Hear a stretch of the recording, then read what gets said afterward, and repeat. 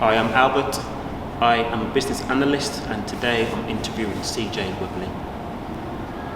Let's get it. That's right. It's CJ Lloyd.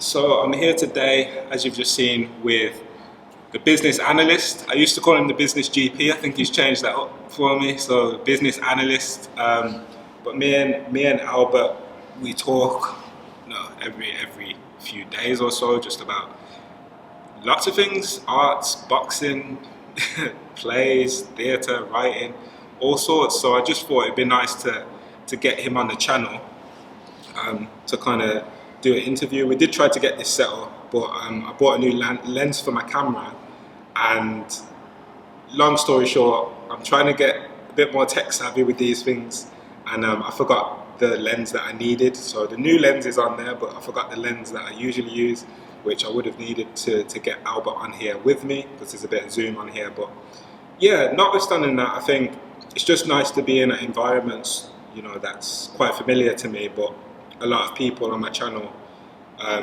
whether they know me through Black Pounds, whether they know me through the work I used to do in schools, my place of work is actually at the rep, the Birmingham rep. So it's nice for me to be here and kind of, bring the YouTube side here as well. So yeah, without further ado, I know Albert's here, so probably got quite a few questions for me. So yeah, I'm happy to.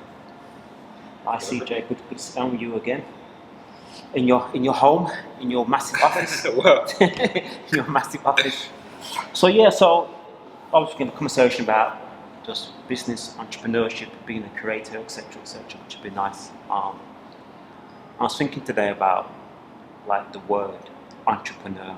So I looked at the dictionary to see what the Americans said the word meant, and then what we say of it in the UK, and just see how you think you match this definition. So this is from the Webster's Dictionary, the American Dictionary. It says an entrepreneur is someone who organizes, manages, and assumes the risks of a business or an enterprise. Do you think that's you? yeah, I'd say it wasn't something that I knew beforehand. I think for a lot of people, I can speak about my experience, but I think it's something you fall into. I think entrepreneurship is something you fall into if you have a certain mindset where you don't necessarily conform to certain ideologies or the way certain organizations are. You naturally want to create something for yourself, and I think that definition is pretty spot on, because I think for me it's about, I see entrepreneurship as creating opportunities not only for yourself, but how are you adding value to society and to other people. So yeah, I think it's pretty spot on. That's nice. It mentions that some of the characteristics of an entrepreneur. Let me see what you think about this. It says it's a person who starts a business and is willing to risk loss in order to make money.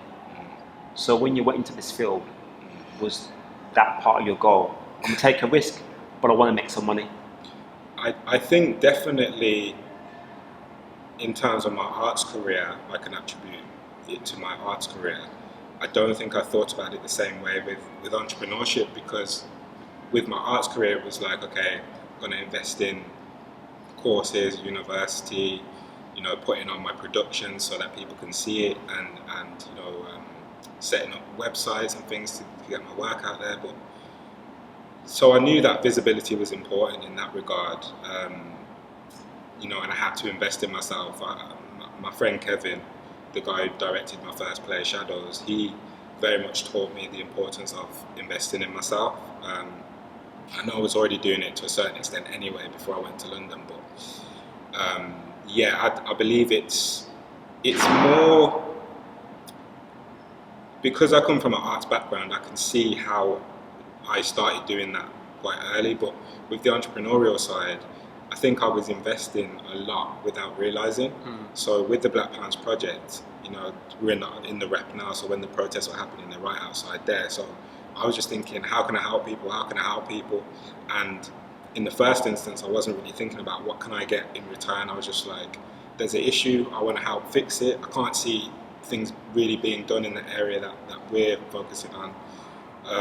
So I want to give. I want to be able to give to this project, to this initiative, and that's obviously giving my finances because I had to set up things, register the business, get an accountant, all of these things which I didn't necessarily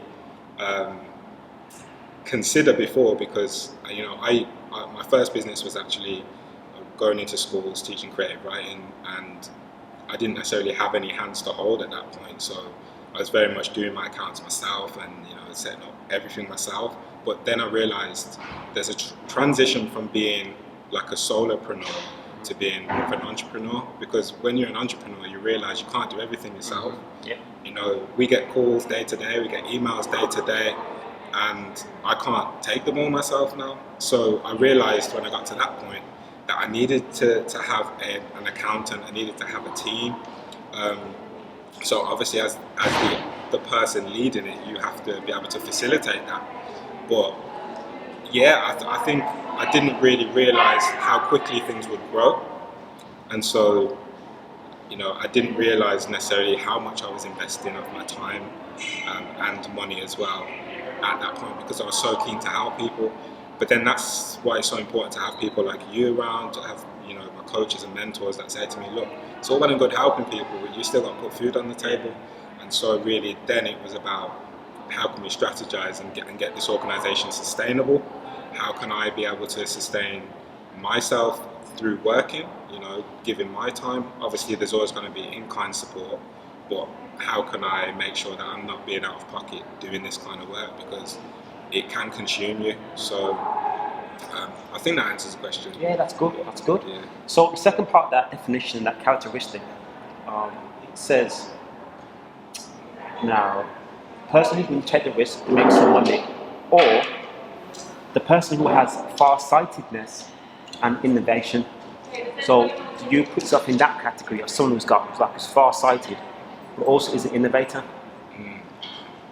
Yeah, I think with those sorts of things, I think people tell you, so people will validate that for you. So I wouldn't necessarily come out and say, oh, look at me, I'm a validator. I'm not a validator, I'm an innovator, I'm a pioneer.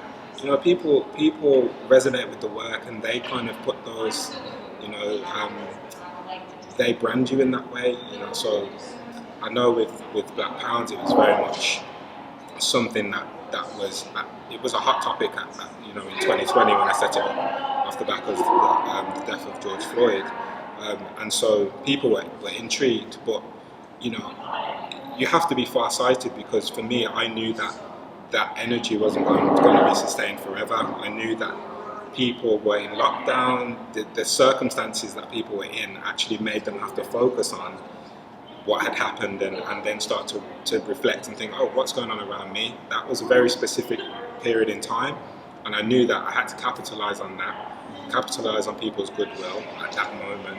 And then those who, I look on my website now, my whole advisory board has changed, and it's not to say that they're not supporting the project anymore, but the capacity by which they want to support has changed. And that was a natural thing that I identified from early on. People are going to get, we're going to be out of lockdown, and we're going to be back at work, we're going to be able to go to cinema and all these things, which we couldn't do at that time. So of course we were focused on those particular issues. And so farsightedness is definitely something that I think has attributed to the success of myself, but also the organisation. Good. So then it has the definition about the 20th century type of entrepreneur. And it says, these days, we look at someone who's a goal-getter, applied to an independent business owner, and who has that, what they put in brackets, quotation marks, the entrepreneurial spirit. So do you think that from a long time, like you go back in time to when you was a young man anyway, when you go back to you were like a teenager, did you have this entrepreneurial spirit, this, what it says here, this goal-getter personality? It's really interesting. I think I've always been versatile. I've always liked varied things. And I think part of entrepreneurship is being able to do many different things. You've got to do your marketing, you've got to design things, you've got to do your finances and whatnot. Even though I didn't particularly like maths in school, I was okay at it. obviously the writing side is where I'm most passionate about telling that story. But yeah, I think I'm just, I think because of the fact that I was interested in lots of different things, I think it just lent itself to me being an entrepreneur, because whenever I was working a job, I'd always be trying to implement things that the manager probably didn't want, or it probably wasn't in my job description, so I was going, there's above and beyond, but then there's like taking over, and I think sometimes maybe I fell into that taking over category because I was passionate about something very specific and I felt like it could be done better, or there could be processes we could put in place. So one example was when I was working, an admin job in London, and I just felt like the filing system was just terrible. Like every time someone wanted something, we're having to like go through this massive batch of paper. So I was just like, well, this making my life more, I'm trying to say, look, can we like put a system in place here? And it's like, oh no, that's just the way we've always done it. But that doesn't resonate with me, because I'm like, but if it doesn't work, or if there's a better way we could do it, why not switch it up? Yeah. But for some people, it's like, oh, why would I go through the effort of changing it up when I'm probably going to get another job next week? Or, I don't even know if I'm going to stay here that long. But for me, it's like, whilst I'm here, I want to be able to work in the best capacity that I can. So I think because of all the jobs that I had, and the fact that I was always finding things that I wanted to do within those roles, but it wasn't always appreciated, I knew that naturally I was going to have to make my own go. That's good. Direction. So then it seems to me that entrepreneurs like you, particularly in your industry, in the creative world, you're not made, you're sort of born that way. Because I believe, I kind of know from my experience in the business world, that you can make someone a good business person. You just drill into them the good parts of being a good manager and being a good business person. You can apply that in your life, whatever you do, and you apply it. But that entrepreneurial spirit, as you described a minute ago, from when you was young, in that admin job, having the foresight to say, actually, we've got to change something. When you set up, your just giving page, your project page for Black Pounds, like that foresight, stuff like that. You've seen that, and you did it. Why did other people not do it? Well, there's lots of reasons why that might not have happened, but you see it and you fill that gap. So that entrepreneurial spirit is something that someone's born with, and it doesn't come natural to people. Yeah. But you can still just someone to be a good business person, and maybe you might spark that spirit in them to become entrepreneurial in their process. Yeah. Or you're born with it, and you're going to be that way. You're going to be a go-getter from the day that you're born. You're going to cause your parents trouble because you know what you want. You're going to be the independent spirit. You're going to go the opposite way. Look left, you're going to go right. People say it's 10:40, you say 22:11. Like you're going to go your own way. I have that spirit about you, but ultimately it breeds that creative mindset, because people watching your channel are looking at you because you are creative and you're innovative and you are thinking about things in an unusual way. Yeah. In fact, I was looking at talking about innovation or innovative. I was looking at what some of the definitions of that word might mean, just to really hone down a picture of what someone with that mindset would be. And it says that, this is from the Cambridge Dictionary, that a creative person is someone using original or unusual ideas. So how many of your ideas, when you think about writing now, you're composing stuff on paper, how many of your ideas do you think are unusual or are original? Well, they say there's nothing new under the sun. True. So I think there's always a degree of familiarity. So when you're writing a play or a film or TV series, there's always going to be a structure or a formula that people can follow, because life goes in a particular direction, and we identify with that. That's what makes it a good story or narrative. For me, the stories that I try not to be too clever with it in terms of I think there's a danger sometimes where we're trying so hard to create something original that we miss the mark. Mm-hmm. Whereas if you try and find where is the truth in this, where is the piece of this that people can identify, resonate with, you won't necessarily know that because it comes from you. you just write what comes to you. Yeah. You know, you're not when, and that's why it takes me, and everybody's different. Well, you know, lots of writers are different, but for me, it takes me usually about a year or so just to get that first draft, Yeah. because throughout the year, it's like I might not be writing, but I've got a story in my head that I want to get out on paper, but it might not be ready to come out yet. Yeah, I understand. Because it might take a certain situation to happen for you to say, well, that will work with that story, because, you know. So in terms of originality, I try to. My last play, The Coasters, well, it's now called The Fishmonger, but it was set in a fish shop. You know, what's a black man doing in a fish shop? So automatically, when the audience come into the space, they're thinking, fish shop, like, why am I here? And constantly, you know, if you can get your audience to ask questions throughout, then it's a good story, because it means they're intrigued. Obviously, there's two things: you want to get them to laugh, and you want them to get them to ask questions. You also want them to be quiet.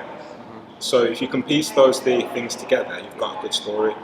If they're constantly laughing throughout, it means they're not really listening. Yeah. So I always tell my guys at Lightpost here, the theatre company that I run, when there's those moments of tension and the audience feel uncomfortable, you want to keep them in that for as long as possible. And then you might want to lighten it up with a bit of humour at the end to say we're going in a different direction now. So there's a craft in how you do that. Of course, you don't know when the audience is going to laugh, but of course, you get a sense of where the joke falls and whatnot. So I think every good story should have elements of humour to keep it a bit light, make people realise, oh, okay, I am watching a play here. I can, show some emotion. But yeah, so in terms of originality, I'm constantly trying to develop my craft. So, like I said, that one was set in a fish market. My last one was set on a construction site. Obviously, working on Grenfell in London, that was set in a courtroom. So that kind of feeds into the narrative of, the first play that I wrote, which was Shadow, set in a prison. So I think I always try to start with character and location.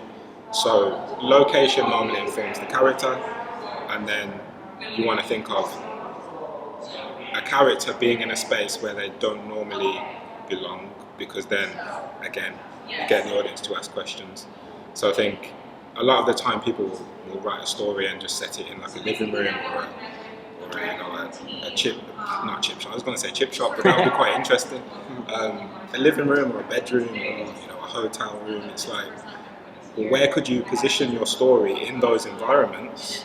So instead of the living room, could it be the garden shed, or could it be the patio? Why does it have to be in the living room? So it's always about, first and foremost, asking why you're writing it in general, and then why you're setting it in that location, why you've chosen for these characters to be there at this time. And I think if you can get those things in your head first and foremost, you'll be onto a good story, because you're thinking about all the elements. Yeah, that's cool, and I'm glad you mentioned the part about originality, because you're right. It's very rare that someone creates something completely new from scratch like these days. But that's okay, because as humans progress so much, but you can still put your original take, your own version of what's been done before in the past. You mentioned, like having a black guy in the fish shop is unusual, and so it's original take. It's unusual, but the story itself is about relationships that broke down. Yeah. As a result of him trying to grow this business. This is ironically before Black Pants Project, which is quite crazy. All my plays seem to have some through line of business for some reason, but maybe it was fate, I don't know. But so the story is about him trying to grow his business. He's got these two women. One of them is I don't want to tell the story. These guys want to watch it. But that shows that the part about being original in your approach, which is good, because that's important for people to know that when they're thinking about you as a creative person, how do you get that original thought? But whilst having a blank canvas, look around you as you've done, things you see every single day, and how can you put yourself into that situation? You put yourself into the fish shop, and then create something which is unique right now, which is good. you know. He also mentions in the dictionary about an innovative person, and it's to introduce changes or to present new ideas. So I think, would you say that that's what you've done in terms of your creative process, not only in your creative life, but also in Black Pound, you know? To create new processes. Yeah.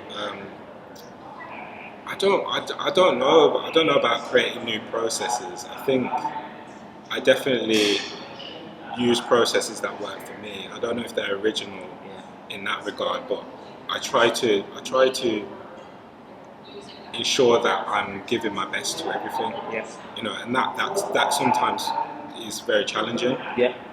When you have such high expectations, you've got to be around people that have that same mindset and same work ethic, because otherwise there's going to be a conflict. You know, if you're and you can always see whether someone's giving their best. You know, it doesn't mean that their standard has to be all the way up here, but it's like, are you actually trying here? Like, are you giving your best, or are you just kind of doing this on the side? Because, you know, for me, if people are supporting me, like, I have to give props to Denise, because she came on board. I don't know where she came from. She was just a absolute, you know, saint or godsend at that point, because, as you know, BPP was just constantly, and you were always saying to me, CJ, don't lose sight of your creative side, and I felt like I was a little bit neglecting it at that point, when we were like right in the heart of like the end of 2020, like mid 21, I don't know, but yeah.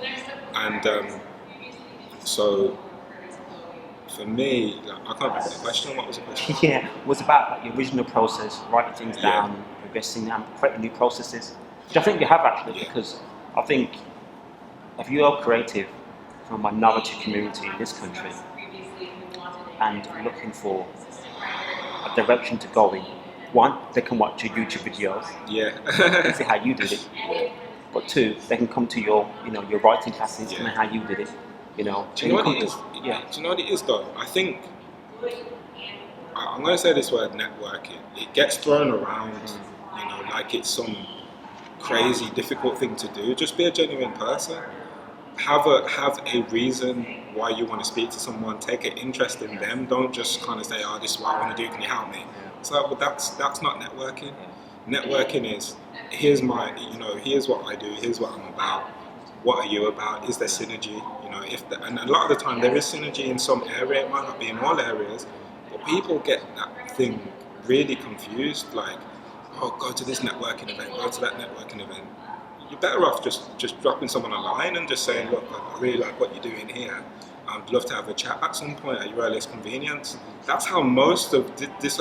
I tell this joke, like I've met probably about 6 BPP, you know, people in person. And obviously they'll be able to come to the marketplace on the 25th of March at the rep. But like the organisation has run off the work of these guys, but I haven't necessarily met them in person, in the flesh. But it's just because there's a genuine, you know, desire to help people. They have a desire to help people. You know, the right mindset. They understand the barriers that we're trying to address, and so there's just naturally synergy. The same way in the art space, you'll meet people. They might not be, you know, your type of person, but that doesn't mean you have to be enemies. It's just saying, oh, you know, I respect what you do. You respect what I do. We'll leave it at that. And then there's some people that you're like, you know what? There's the guards down. Like we're cool. And so I think the more people you meet, the more easier it is to find genuine people that are rooting for you 100%, but also they have something going on themselves. So it's not like, how can I, you know, piggyback off the back of what CJ is doing? It's like, I want to be able to support you in your direction, and you can help me in mine. You know, you don't want to be piggybacking. So I think networking is just about genuinely taking an interest in people. And that will get you so much further than just, you know, trying to do it on your own, or just constantly trying to get something from someone. Yeah, that's good. So I thought I would ask you some questions that maybe some of your watchers and listeners may have thought about, but also they can learn from. So something real simple. So, do you like to read? Do I like to read? Yeah. Yeah, I love to read. I mean, I tend not to, and I'm not advocating this process, but because I have to read so many plays, and give feedback and dramaturgical support, I tend not to read everything in one go. So I'll read a little bit, I'll put it down, and I'll come back. So I've got so many books that I've started reading, so many plays that I've started reading that I need to just get back to. But yeah, I do love to read. I think I used to read a lot more recreationally than I do now, but it's something I definitely want to get back into this year. That's good. So did that love of reading come from your parents, that when you were young, or siblings, or just you naturally had? I think it was quite natural. Yeah, I think it was quite natural. I don't really know where it came from. I think it probably was a throwback to my nan, to be fair. Yeah. Because my nan wrote a book as well, and I know she likes reading a lot. But I knew that I think it came from just having a natural affinity towards English and being quite good at that, and expressive and drama and whatnot. I think reading kind of comes simultaneously with that. So it wasn't something that was pushed on me. No, it was, although my parents, my mum and my dad were very supportive of me doing that, it wasn't something that was pushed. So have you tried audiobooks in the past? Yeah. So for me, audiobooks are a lifesaver because, like, I work at home quite a lot. If I'm not at the rep, I'm working from home in a Starbucks, and audiobooks actually are probably my preferred way of reading nowadays, because you can do other things whilst you're zoning in, you know what I mean? But I think there's a stigma where people don't think that's real reading, but it's still reading, you know what I mean? A lot of us are audible, but I think because of the way we're taught in schools sometimes, it makes us think, if we're not, down, got a book open like this, then we're not reading. And that needs to change, really. How many schools have like a reading time for their students? You can choose the Audible, or you can choose a book in a paper copy. That needs to be implemented, because I think so many more children would read more if they just could listen to it. So for you people that are here watching this picture, who may be thinking about going to the creative space and not sure where to start, maybe a starting point you might recommend for them is, hey, try audible books, try reading physical books, or just sit down with them. Were there certain books that you read as a child or as a young man, or you're still a young man, that really gave you which is your appetite? I know you're entrepreneurial, but gave you the appetite. And actually, I would like to write plays or scripts for myself, and you was inspired by certain books that you read. Yeah, I would definitely say that I don't know who the writer was now, but it's The Power of the Unconscious Mind. Do you know who wrote that? I can't remember the writer, but I'll put it in the link in the bio, because I can't remember for the life of me who wrote it. But it just talks about how you have to manifest that positivity and belief in yourself, and then just pour that out into the world. Because a lot of the time, for me, it was like, because I didn't really have anyone in this space, I would always doubt myself. That imposter syndrome. I think the same thing happened when I was doing the Black Pound stuff. I was like, well, why me? But actually, when you have a desire and a genuine desire and a passion for something, you can't run from it. When your purpose meets your passion. So, unconscious, Power of the Unconscious Mind, and then Rich Dad Poor Dad were one. I just kept seeing that one pop up. I was like, I better read it, because everyone keeps mentioning it. Marketing demands getting people to market for him. They're not plugging him on their channels, but sorry, he's not plugging them on his channels, but they're just talking about how good the book is. But I think what that book does is it really just helps you to realize how you can start to make money work for you, because that's how the rich get richer.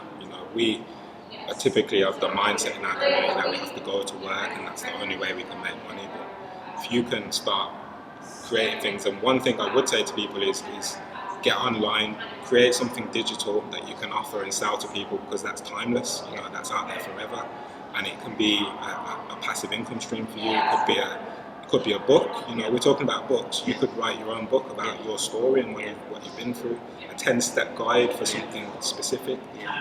I haven't done all of these things yet, but I'm manifesting. So, I think those two books for me, and then obviously the Bible Yeah, as yeah, well. yeah. That's right. So tell me then, the connection between when you read those books, obviously inspired you in life, and it just ignited your entrepreneurial spirit, etc., etc. But I'm interested in the connection between reading and then writing script. You writing your scripts.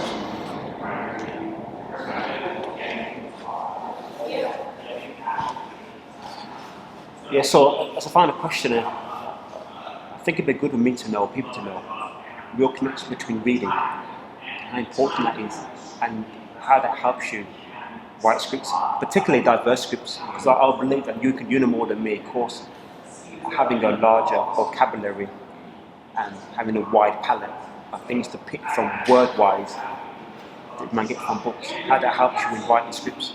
Yeah, I think that's such a good question. I think the main thing is that it allows you to, it enhances the type of characters you're able to write about. So if you have more of a diverse palette, you can write about more diverse characters. So if you want to write about, you know, a lawyer or a doctor, a successful doctor from London, or, you know, I say London, but it could be anywhere. There's a certain vocabulary they will use, certain vernacular, so you want to be able to pick that up. And so reading helps with that, but also just being around different types of people will help you to pick up words. Like when I went to London, I think I was hearing words all the time, you know, like ubiquitous, and I can't even pick up stuff in my head, just all kinds of words that I'll just never use. And so obviously if you're around people that read, you will pick up their vernacular, and you go from there. But so yeah, I think the synergy is that when you read, you obviously your vocabulary improves, you're able to use different words in different circumstances, and then that can then in turn create better scripts, because the types of characters you can write about, you know, it's enhanced. I remember thinking about some of the rappers, to go back to writing, like the ones that are now inducted into certain universities. People like Tupac, who learned with poetry, and so that obviously helped him with his rapping skills and everything else that he did. People like Nas, who clearly had a wide education. That was a jazz musician. His wordplay is really amazing. You know, people who use lots of metaphors. I believe at one time, I think it was evidence that he used to read the dictionary. And now his wordplay, like, whether you like him or not, his wordplay is crazy, you know. And I think that just in life in general, as you mentioned, if you expose yourself to more input, then your output will be greater. It's and the craft, isn't it? Yeah, if you're looking at reading, etc. Which I think that something that we can all access. We can all come to the Birmingham Library or whatever library you live next to, you know, walk there, go to the library, sit there, read people's scripts from people you love the movies of, and see how they put things together and chapters together, and just learn from that for when you come to your own creative process. You know, I think it's a good starting point, you know, because things you can do for free or for very, very cheap to build up your mindset to get to your level. Yeah, I mean, I'm still on a journey, and I know we always have to say that, and it does sound cliche, but we're always on a journey because we're always trying to discover new things. So, you know, I've written plays, but now it's about, okay, how can I venture into screen? You know, maybe BBC Writer's Room. I'm learning there. You know, my master's was in screenwriting and playwriting, but I concentrated primarily on playwriting. There's a whole reason as to why that was, but in short, it was because I knew that it was easier to get plays on. You know, it's not easy, it's just easier because there's less people who look like me that were trying to get plays on, and I think that's just the plain and simple of it. I think, you know, I kind of used that to my advantage at that time, but of course I, you know, worked on my craft as well. So, but I do think that there is a need to, you know, come to the rep. If you want to read some plays, let me know. I'll go into the archive and get some stuff out for you to read. You know, it's as simple as that. Just wow, I say the rep, you got the library right next door, so there's plays and there's books that you should just be, everyone should have a book on the go. Like, there isn't really a reason not to, particularly with the invention of audiobooks. Yeah, exactly. So, take inspiration, take advantage of what we have particularly in this country, because we're kind of fortunate in some ways in this country, and unfortunate other ways, but fortunate the fact that we have the tech available to listen to audiobooks or go to a library or go online. You know, you can pick your phone up, you can go to Google, you can read things online, etc. You know, you can do. But even any films that you like, download the script. I can't remember the website. If I can find it, I'll put it in the link. But there's a website where you can download the scripts for the films that you watch, see how it's formatted, see how the director has changed, you know, made it look through his lens. Because sometimes that's different to what the writer wants anyway. So see how they wrote it and see how it was, you know, portrayed on screen. Same thing with plays. You know, see how things are written on paper, and go from there. That's good. CJ, thank you for your time. We've got plenty more to talk about and discuss, but that's for another episode. But I appreciate having you here today, man. Absolutely. Thanks so much for your time. I think next time I'll make sure I've got my correct lens on here so we can get the proper setup. But I like this space, man. It's nice. You might hear a little bit of background noise, but I hope it's not too bad. But thanks so much for tuning in. I hope you've got value from this interview with the business analyst Albert. And this is CJ Wright. Until next time. Actually, if you have any comments or any books that you're reading at the moment, please drop them in the comments. I'd love to have a look at those and check them out as well. But until next time, peace and love. Take care.